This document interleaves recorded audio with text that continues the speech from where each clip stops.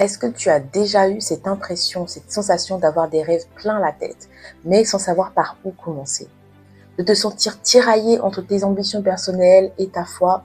Tu n'es pas seul. Aujourd'hui, on va explorer ensemble comment atteindre tes objectifs, mais en gardant toujours Dieu comme guide.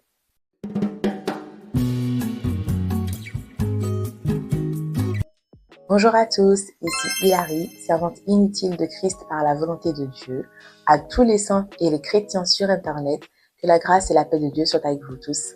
Amen. Je sais que beaucoup d'entre nous se posons ce genre de questions. Comment trouver l'équilibre entre nos objectifs personnels, professionnels et spirituels? Comment savoir si mes rêves sont en accord avec le plan de Dieu? Comment persévérer quand les obstacles se dressent sur mon chemin? On va répondre à toutes ces questions-là ensemble aujourd'hui. Imagine un instant te sentir aligné avec ta mission de vie, réaliser tes projets tout en renforçant ta relation avec Dieu. Ça te parle? Alors reste avec moi car je vais te dévoiler 3 stratégies qui vont transformer ta façon de voir le développement personnel à partir d'aujourd'hui. Le développement personnel, c'est un cheminement constant. C'est apprendre à se connaître, à se fixer des objectifs et à travailler pour les atteindre. Mais quand on est chrétienne ou chrétien, on a envie de le faire avec Dieu, n'est-ce pas? On n'a pas envie de laisser un seul aspect de notre vie, de notre quotidien où il n'y a pas Dieu. On a envie de mettre Dieu dans toutes les catégories de choses que nous avons autour de nous, que ce soit le travail, la vie personnelle, le développement, l'entreprise, le couple. Nous devons mettre Dieu dans chacune de ces choses-là. Et donc justement, pour cela, on veut s'appuyer sur sa sagesse et sa force. Donc maintenant, prépare-toi. Nous allons découvrir 3 stratégies qui vont justement te guider dans cette aventure, à faire comme ça, à faire tes plans avec la sagesse de Dieu. Stratégie 1, définis tes objectifs avec Dieu. Qu'est-ce que je veux dire par là? La première étape, c'est de prendre en fait un temps de prière, un temps vraiment où tu vas méditer, où tu vas vraiment prier, en fait te connecter à Dieu et lui demander en fait quels sont tes objectifs, d'accord? Ce n'est pas forcément les mêmes que ceux des gens dans le monde, les mêmes que ton collègue, les mêmes que ton frère ou ta sœur. Mais il faut en fait que tu demandes à Dieu quel genre de plan est-ce que tu dois suivre, quel chemin est-ce que tu dois suivre. Qu'est-ce qui est en accord avec son plan pour toi? Chacun d'entre nous, à partir du moment où nous venons à Dieu, et même avant d'ailleurs, Dieu est notre créateur. Il a un plan pour chacun d'entre nous, il a un chemin. Le problème, c'est quoi? C'est toujours nous, en fait. Est-ce qu'on va suivre ou est-ce qu'on va dévier?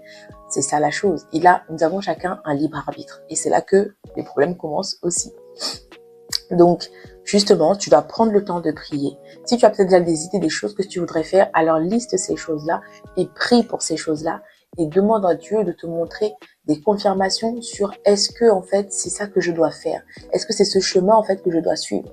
Et surtout, toi-même aussi, tu peux te demander, en fait, en lisant la Bible, en regardant, en fait, des versets, en regardant l'histoire de ceux qui ont vécu avant dans la Bible, est-ce que ce projet-là que tu as, c'est quelque chose qui va rendre gloire à Dieu ou pas? Est-ce que c'est quelque chose en fait dans lequel Dieu en fait peut être glorifié ou pas? C'est ça en fait qui est le plus important. Car il a dit en fait quoi que nous fassions que cela en fait soit pour la gloire de Dieu, pour glorifier Dieu. Donc, que ce soit ton travail, tes projets personnels, demande-toi toujours comment est-ce que, et même est-ce que cela glorifie Dieu en fait. Tu as envie de devenir entrepreneur? D'accord. Mais ton projet là, est-ce que c'est quelque chose qui va pouvoir en fait t'aider à glorifier Dieu? Tu as envie de pouvoir faire tel voyage, d'aller ici et là, d'accord? Est-ce que c'est quelque chose qui pourra t'aider en fait à te rapprocher de Dieu ou à glorifier Dieu? Pose-toi en fait ce genre de questions-là. Comment faire concrètement? Donc comme je te le disais tout à l'heure, prends ta Bible et cherche des versets en fait qui te parlent de tes aspirations. Par exemple, si tu veux développer tel talent, telle capacité, en fait, apprends sur la Bible comment est-ce que telle personne a servi Dieu avec ce talent-là, avec cette compétence-là. Et si tu veux améliorer en fait tes relations, médite sur les versets par exemple qui parlent sur l'amour, sur le pardon, pour que tu saches en fait comment est-ce que tu dois agir avec les autres. Nous sommes des chrétiens. On ne peut pas être là tous les jours en fait à se tirer dessus, à s'insulter, à se surveiller, à je ne sais pas en fait.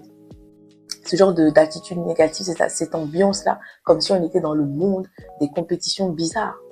Dans l'église, on doit pouvoir trouver la sororité, le soutien en fait entre les sœurs. On doit pouvoir également trouver pareillement du côté des hommes, la fraternité. On doit pouvoir en fait tous s'encourager, s'entraider, s'aimer et pouvoir en fait s'exhorter dans la foi. C'est ça qui est le plus important. Moi par exemple, une expérience que je peux vous partager, c'est que quand j'ai voulu justement commencer ce projet de chaîne YouTube, C'est exactement un projet que j'ai remis entre les mains de Dieu. Je ne me suis pas juste levée un matin comme ça. Oh, tiens, je vais faire une chaîne YouTube. Oui, c'est quelque chose qui était dans mon cœur depuis un bon moment. Mais je ne pouvais pas juste le faire comme ça par ma propre habilité parce que j'en avais envie, en fait. Mais j'ai pris le temps, j'ai pris quelques semaines pour pouvoir, en fait, vraiment prier particulièrement pour ça régulièrement, si ce n'est pas tous les jours. Prier vraiment pour ça et demander à Dieu, Seigneur, j'aimerais vraiment faire ce projet-là et à travers cela, je voudrais que ça puisse te glorifier. Je veux parler de toi de telle manière, mais je veux que ce soit quelque chose dans lequel tu puisses être avec moi, que ce ne soit pas quelque chose que je fais pour ma propre habilité, ma propre gloire, mais que vraiment cela puisse également te permettre de toucher des personnes, d'aider des personnes en fait dans leur foi tous les jours. Donc, si tu veux que j'aille dans ce projet-là, s'il te plaît, montre-moi par tel signe. Et moi-même, je demande à Dieu, en fait, en lui demandant, si c'est quelque chose que tu veux que je fasse, parle-moi à travers telle personne, montre-moi à travers tel signe et confirme-moi en fait que c'est quelque chose que je dois faire.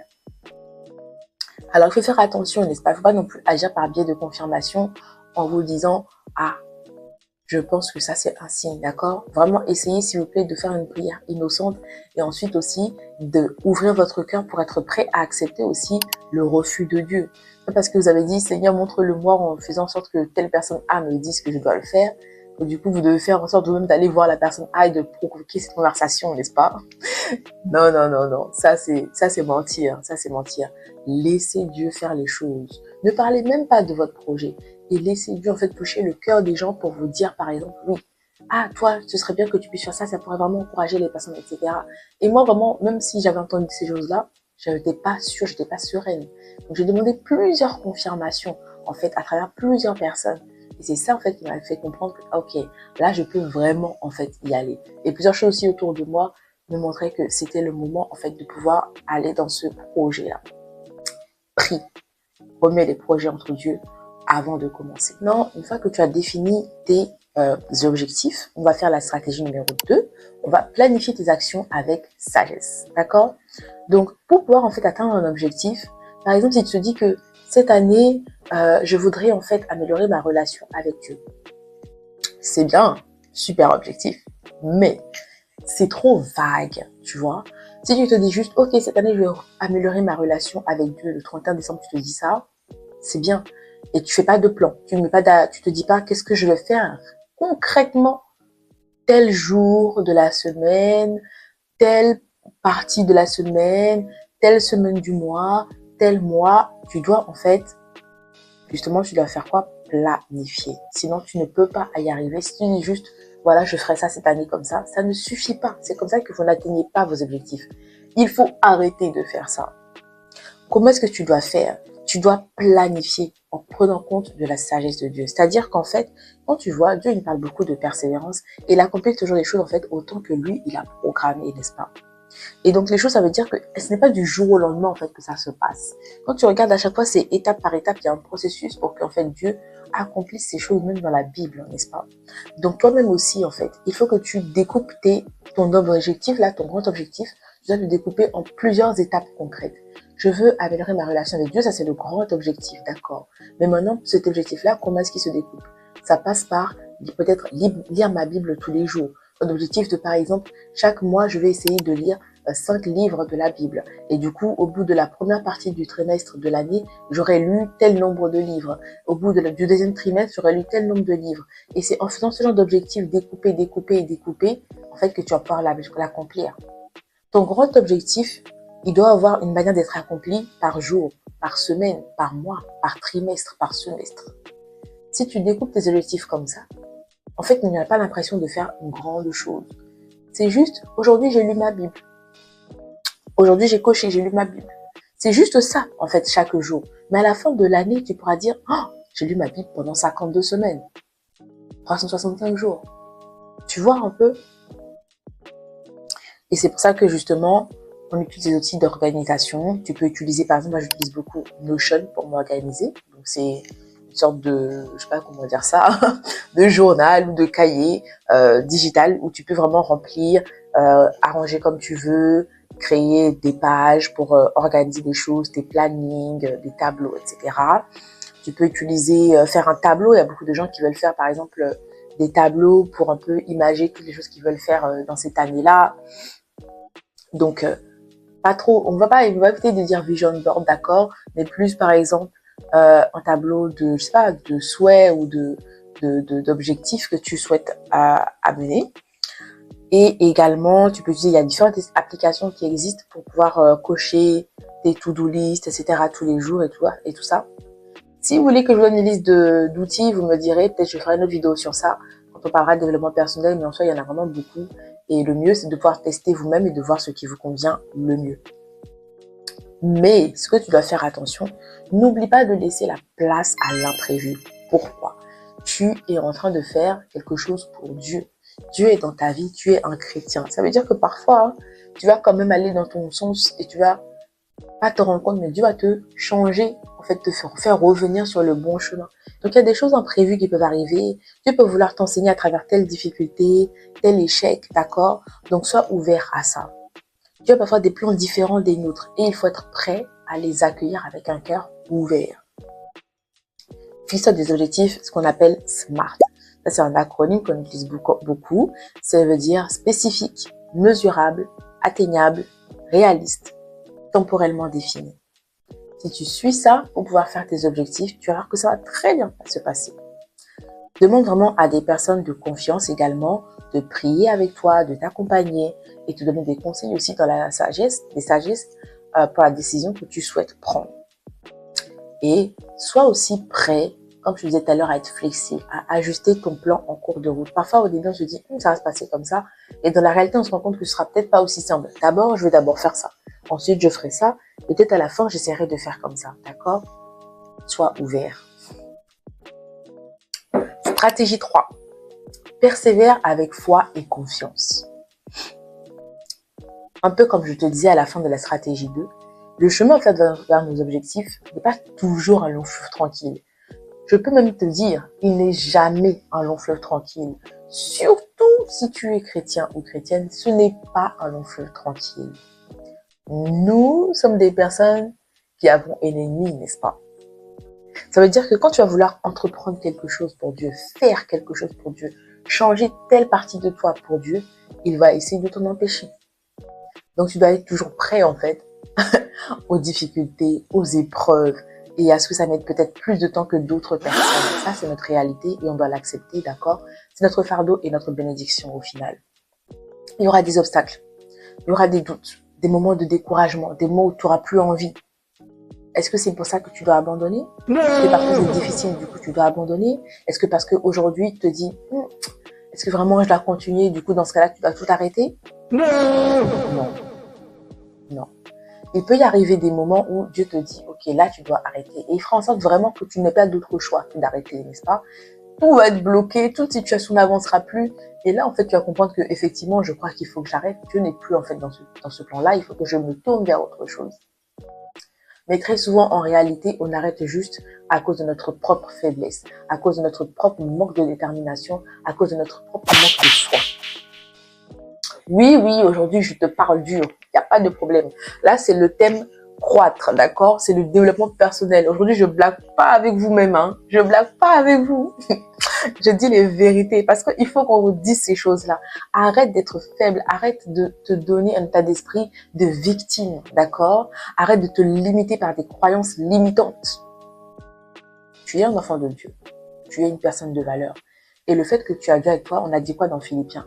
Tu puis tout par celui qui te fortifie. Arrête de vouloir en fait le faire par tes propres forces. Pourquoi tu penses que c'est impossible? Pourquoi tu penses que tu vas le faire? C'est parce que toi, tu vois le point de vue de qui tu es, toi, en fait. Et t'as pas besoin, en fait, de voir par qui tu es, toi. Toi, t'es rien dans tous les cas. C'est parce qu'on est faible que Dieu nous choisit, n'est-ce pas, justement? Parce qu'il se glorifie dans notre faiblesse.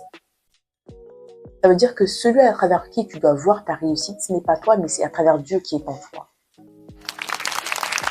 C'est parce que Dieu est avec toi que tu peux y arriver. Parce que Dieu est avec toi que tu peux le faire et aller jusqu'au bout. Donc arrête. D'accord? Il y aura des moments difficiles et des moments de découverte, de doute, et de découragement, mais c'est pas une raison d'arrêter. C'est là que justement ta foi doit faire la différence. C'est ça qui va te donner la force de persévérer, de ne pas abandonner et de croire que Dieu est avec toi à chacune de ces étapes, chacune de ces épreuves, de ces difficultés. Arrêtez de laisser Dieu juste pour le dimanche quand vous allez à l'église ou quand vous lisez votre Bible. Dieu il est là tout le temps et vous devez l'incorporer et l'inviter comme en fait votre cofondateur dans chacune de vos entreprises, si ce n'est pas même le fondateur lui-même et c'est vous le cofondateur. Moi je sais pas. Hein. Rappelle-toi qu'il est fidèle, qu'il ne nous abandonne jamais. Et surtout, ne sois pas arrogant ou arrogante. Apprends de tes échecs. Tu auras des échecs, ça c'est sûr. Mais maintenant les échecs, il y a deux manières de les prendre. Soit tu vas te dire, ah j'ai échoué, tu vas te morfondre et tu vas arrêter là. Soit tu vas te dire, ah là j'ai échoué, pourquoi j'ai échoué? Qu'est-ce que j'ai mal fait? Qu'est-ce que je n'avais pas compris? Et maintenant, si cette cas-là doit encore se représenter, comment est-ce que je vais le gérer en apprenant de ce que je viens de vivre? Ça, c'est quelqu'un qui veut se développer et qui veut avancer. Célèbre tes victoires. Moi, vous le voyez dans mes stories, hein, pour moi, tout est une victoire. Si j'attends seulement d'avoir accompli quelque chose de grand comme ça, je vais jamais en fait être heureuse, je vais jamais dire, je vais jamais en fait me célébrer, je vais jamais en fait être dans la joie. Ah, aujourd'hui, j'ai fait ça, j'ai ouvert ma Bible. Quelle vie, c'est une victoire. Aujourd'hui, un jour de plus encore, j'ai ouvert ma Bible. Et victoire. Aujourd'hui, je me suis réveillée. Quelle grâce. J'ai atteint 1000 vues sur YouTube. Et ça, déjà, c'est une victoire. J'ai déjà atteint 50 abonnés sur YouTube. Ça, déjà, c'est une victoire. J'ai pas besoin d'attendre d'avoir 1 million ou d'attendre d'avoir 60, je sais pas, 800 abonnés pour me dire que waouh, ça y est, vraiment, j'ai réussi. Non. Même le jour où il y a eu un j'aime là déjà, moi c'était une victoire. Le jour où il y a eu un abonné là déjà, c'était une victoire. En fait, vraiment, la victoire, c'est toi qui choisis qu'est-ce qui est une victoire.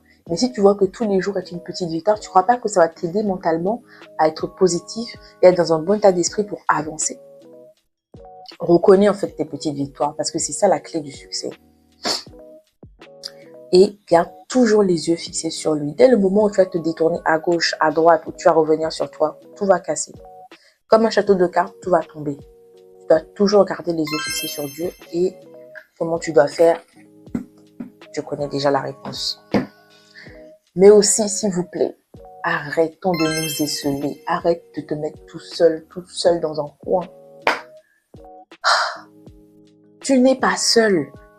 Tu fais partie d'une communauté, n'est-ce pas, de croyants qui peuvent te soutenir, t'encourager. Je ne dis pas forcément, il y a des projets parfois, il ne faut pas dire à tout le monde.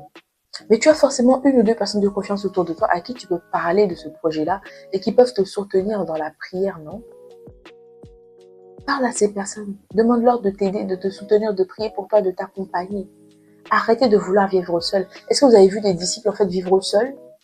Vous n'avez pas vu toutes les fois où ils parlent de communauté, du fait qu'ils vivent ensemble, ils prient ensemble, ils s'encouragent, ils s'exhortent même à travers des lettres carrément, malgré leurs difficultés et la persécution qu'ils vivent. Pourquoi vous apprenez pas en fait de ces personnes-là? Pourquoi vous apprenez pas de comment est-ce qu'ils vivent en communauté, de comment ils travaillaient ensemble?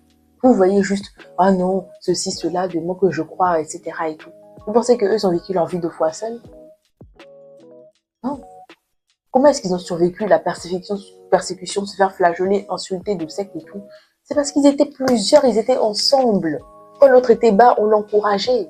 Allez regarder The Chosen, allez regarder les séries là. Apprenez un peu. Oh. Vous me fâchez aujourd'hui. Rappelez-vous s'il vous plaît, Philippiens 4,13, d'accord?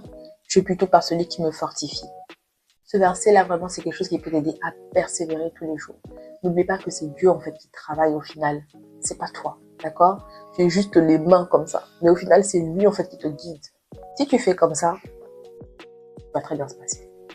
Alors, est-ce que cette vidéo t'a aidé ou pas? T'es enfin prêt à commencer ton développement personnel, mais avec la sagesse de Dieu à présent? T'as compris comment faire? En tout cas, j'espère que cette vidéo vous a plu et que j'ai pu vous apporter des points intéressants pour que vous puissiez avancer dans votre vie, d'accord? Je me suis un petit peu fâchée, mais bon, c'était pour la gloire de Dieu, n'est-ce pas? C'était pour qu'on puisse tous vraiment évoluer, changer et prendre conscience de certaines choses. J'espère que vous l'avez compris. En tout cas, n'hésitez pas à liker, à commenter, à partager et vous abonner si ce n'est pas encore le cas. Ça va beaucoup m'aider. Et puis voilà, que la grâce et la paix de Dieu soient avec vous tous. Amen.